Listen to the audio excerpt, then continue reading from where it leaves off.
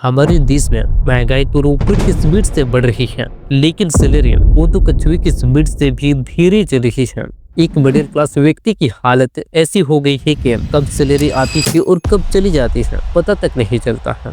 एक middle class इंसान को हर तरफ से लूटा जा रहा है। पहले सैलरी पे 30% टैक्स पर, फिर हर जरूरी चीजों पर 18 से 20% टैक्स पर। उसके बाद अगर आप सोचते हो सेविंग करने की या फिर इन्वेस्ट करने की, तो उस पर भी अलग से टैक्स देना पड़ता है।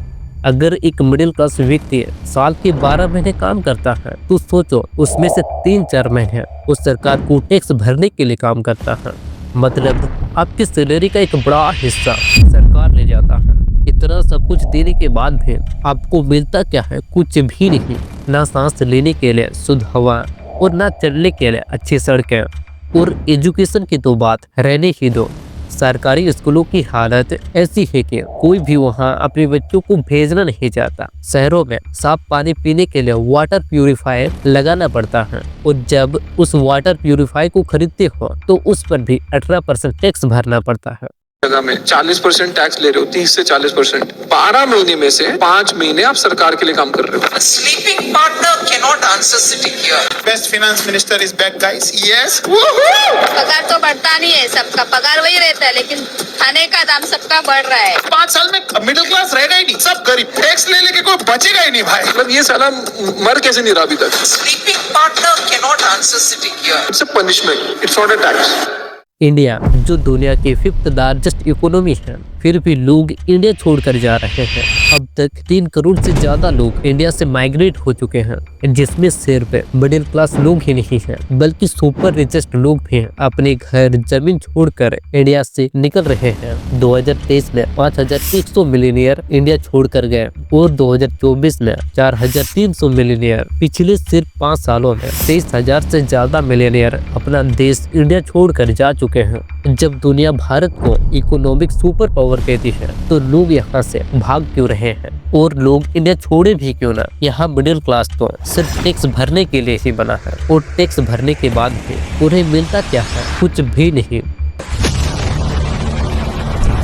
एक मिडिल क्लास इंसान अपने बच्चों को गवर्नमेंट स्कूल में पढ़ाने से डरता है, क्योंकि उनको लगता है कि कहीं उनके बच्चों का फ्यूचर बर्बाद ना हो जाए। गवर्नमेंट स्कूल में अच्छी एजुकेशन तो छोड़ो, बेसिक फैसिलिटीज तक नहीं होती है, जैसे टॉयलेट और पीने के लिए साफ पानी, ना प्रॉपर क्लासरूम है, और इंफ्रास्ट्रक्चर की हालत इतनी खराब है कि बोलो ही नहीं। एक पेरेंट्स के लिए सबसे बड़ी चिंता होती है अपने बच्चों का फ्यूचर सिक्योर करना। इसीलिए मिडिल क्लास इंसान अपने बच्चों को प्राइवेट स्कूल में पढ़ाना चाहता है, क्योंकि उन्हें पता है गवर्नमेंट स्कूल की क्या हालत है। लेकिन जब वो अपने बच्चों को प्राइवेट स्कूल में एडमिशन करने के लिए जाता है और जब स्कूल की फीस सुनता है, तो पेरेंट्स की नींद ही उड़ जाता है। एक प्राइवेट स्कूल पेरेंट्स को हर तरफ से लूटता है, एनुअल फीस के नाम पे, बुक के नाम पे और ड्रेस के नाम पे भी। लेकिन क्वालिटी एजुकेशन कहीं भी नहीं दिया जाता है, सिर्फ और सिर्फ रटाया जाता है। लेकिन फॉरेन कंट्री में ऐसा नहीं होता है।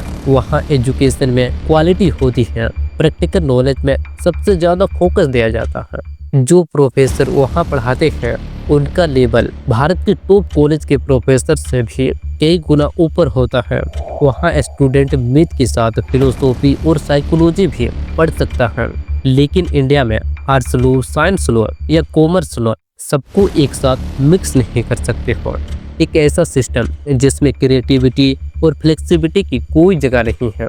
और हमारे कॉलेज में जो 100 साल पहले पढ़ाया जा रहा था, उसे आज भी पढ़ाया जा रहा है, जो आज के टाइम पे आउटडेटेड हो चुकी है। और तो और अगर आपको दिल्ली यूनिवर्सिटी जैसे टॉप कॉलेज में एडमिशन लेना है, तो पहले CUET का एंट्रेंस एग्जाम क्लियर करना पड़ता है। वहाँ सिर्फ 1000-2000 सीट के लिए 20 लाख स्टूडेंट से कम्पीट करना पड़ता है। एक सीट के लिए हजारों स्टूडेंट के साथ दौड़ लगानी पड़ती है, चाहे आप इंजीनियरिंग का फील्ड लो या डॉक्टर का। हर जगह कंपटीशन इतना ज़्यादा है कि स्टूडेंट की ज़िंदगी एक रेस बन गई है। और ये तब पॉसिबल है जब सारी चीज़ें फेयर में हो, नहीं तो हमारे देश में पेपर लीक होना आम बात हो चुका है। सोचो, एक स्टूडेंट दिन रात मेहनत करके अपने सपनों के पीछे भागता है और एंड में पेपर लीक हो जाता है और उसकी सारी मेहनत बेकार हो जाती है। लेकिन फॉरेन कंट्री की कॉलेज में एडमिशन लेने के लिए ना तो कोई टफ एंट्रेंस एग्जाम देना पड़ता है, और अगर कुछ कॉलेज में एग्जाम होता भी है तो कंपटीशन इतना इंटेंस नहीं होता और पेपर लीक का तो सवाल ही नहीं उठता है। यही वजह है कि हमारे देश के बड़े बड़े बिजनेसमैन, नेता या फिर जो लोग अपने बच्चों की पढ़ाई के लिए विदेश भेजना अफोर्ड कर सकते हैं, वो अपने बच्चों को पढ़ने के लिए विदेश भेजते हैं।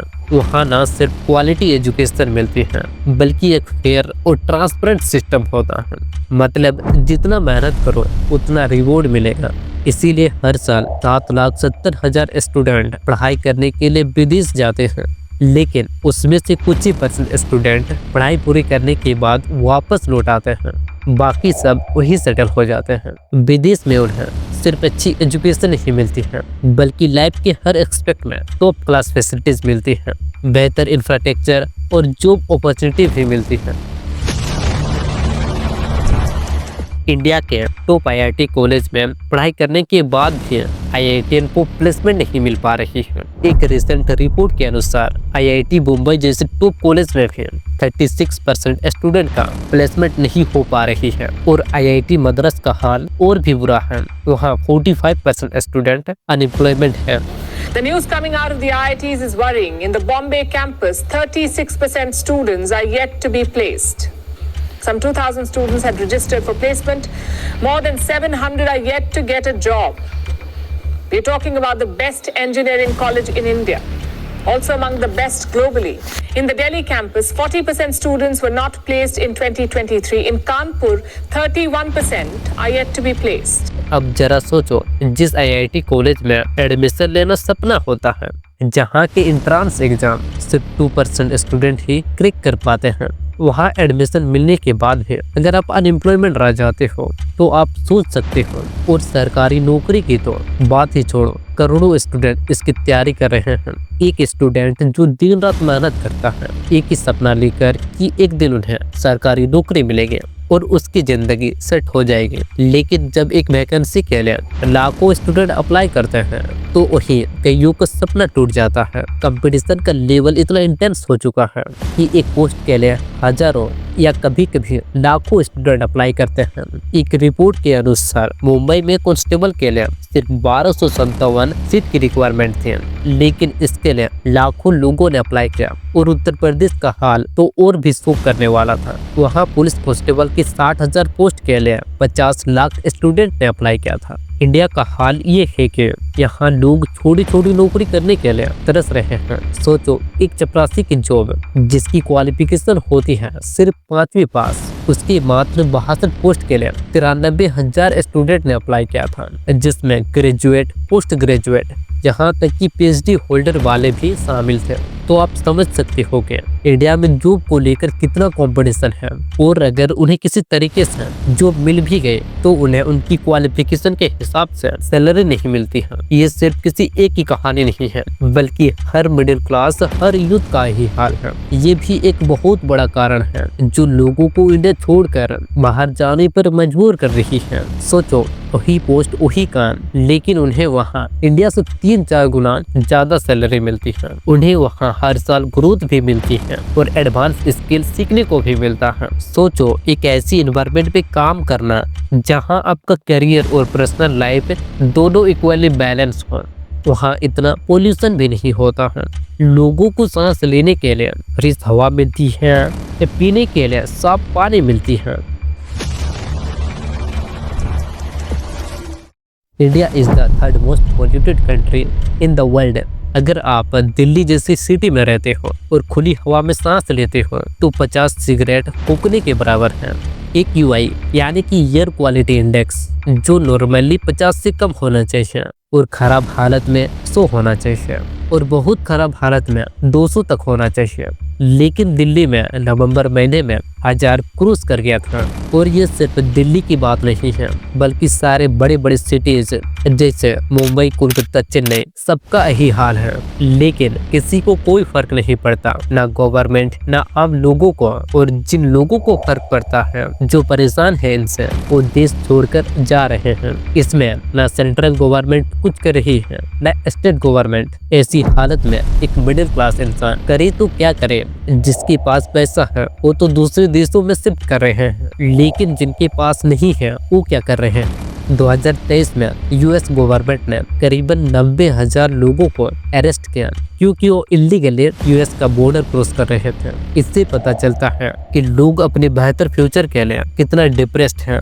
अगर कोई मिडिल क्लास इंसान पोल्यूशन के कारण बीमार पड़ जाता है तो उसको प्राइवेट हॉस्पिटल जाना पड़ता है और वहाँ उसकी 1 महीने की पूरी सैलरी 1 दिन में खत्म हो जाती है। और आप गवर्नमेंट हॉस्पिटल ले नहीं जा सकते हो क्योंकि वहाँ ना तो प्रॉपर बेड की सुविधा है न डॉक्टर के। लेकिन जब टैक्स लेने की बारी आती है तो सबसे पहले इसी मिडिल क्लास की जेब काटी जाती है। हमारे देश की टोटल पॉपुलेशन का सिर्फ 2% लोग ही इनकम टैक्स भरते हैं, जिसकी वजह से उन लोगों पर ज्यादा बर्डन पड़ जाता है। देखिए, टैक्स 2 प्रकार के होते हैं, डायरेक्ट टैक्स और इनडायरेक्ट टैक्स। डायरेक्ट टैक्स का मतलब होता है जो हम सीधा गवर्नमेंट को देते हैं, जिसमें इनकम टैक्स, वेल्थ टैक्स और कॉर्पोरेट टैक्स आते हैं और भी टैक्स आते हैं। फॉर एग्जाम्पल, आपकी सैलरी से जो टीडीएस काटता है वो एक डायरेक्ट टैक्स है। इनडायरेक्ट टैक्स तब लगता है जब आप कोई चीज खरीदते हो, जैसे कपड़े, मोबाइल या खाने की चीजें, उनके ऊपर जो जीएसटी लगता है वो इनडायरेक्ट टैक्स होता है। जो कार आप 20 से 25 लाख में खरीदते हो उसका एक्चुअल प्राइस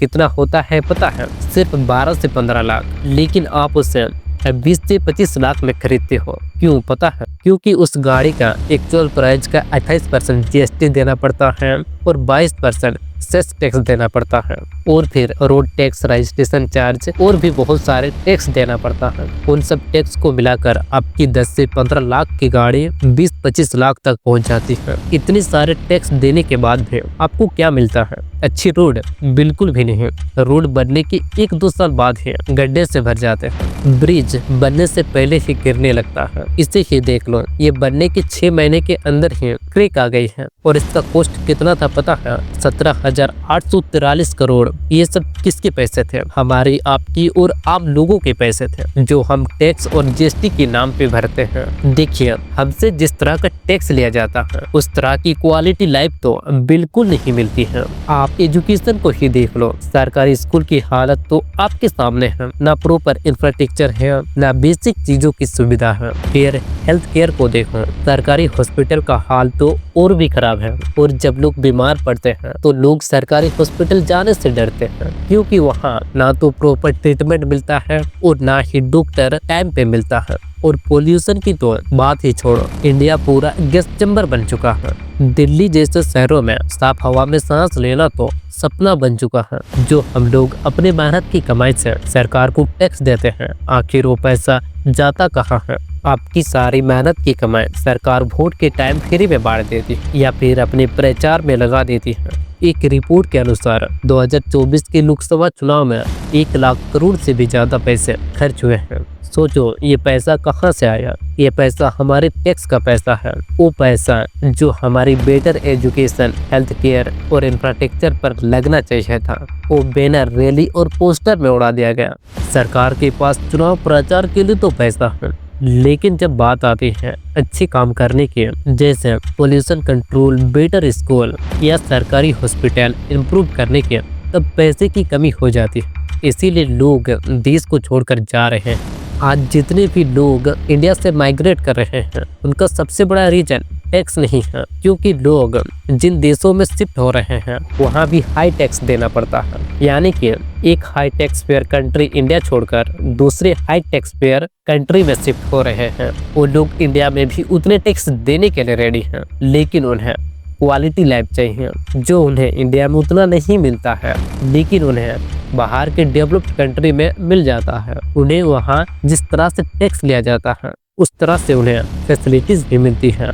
हमारे देश में टैक्स तो अमेरिका के लेवल का है, पर फैसिलिटीज वो तो पाकिस्तान के लेवल पर मिल रही है। लेकिन डेवलप्ड कंट्री में उन्हें फैसिलिटीज भी वैसे ही मिलता है। फ्री और हाई क्वालिटी एजुकेशन, सरकारी हॉस्पिटल में टॉप नॉच ट्रीटमेंट, वहाँ की सड़कें भी अच्छी होती हैं, ट्रैफिक रूल को फॉलो किया जाता है और एक्सीडेंट होने के चांसेस भी कम होते हैं। वहाँ पोल्यूशन भी ना के बराबर होता है, साफ हवा, साफ पानी, बेटर इन्वायरमेंट वहाँ मिलता है, जो हमारे लिए एक सपना ही रह जाएगा। जब हमारे देश में टैक्स लिया जाता है तो डेवलप कंट्री से तुलना किया जाता है। देखो उनका टैक्स रेट भी उतना है, पर जब बात आती है सर्विस की जो वहाँ के लोगों को मिलता है तो सरकार चुप हो जाती है।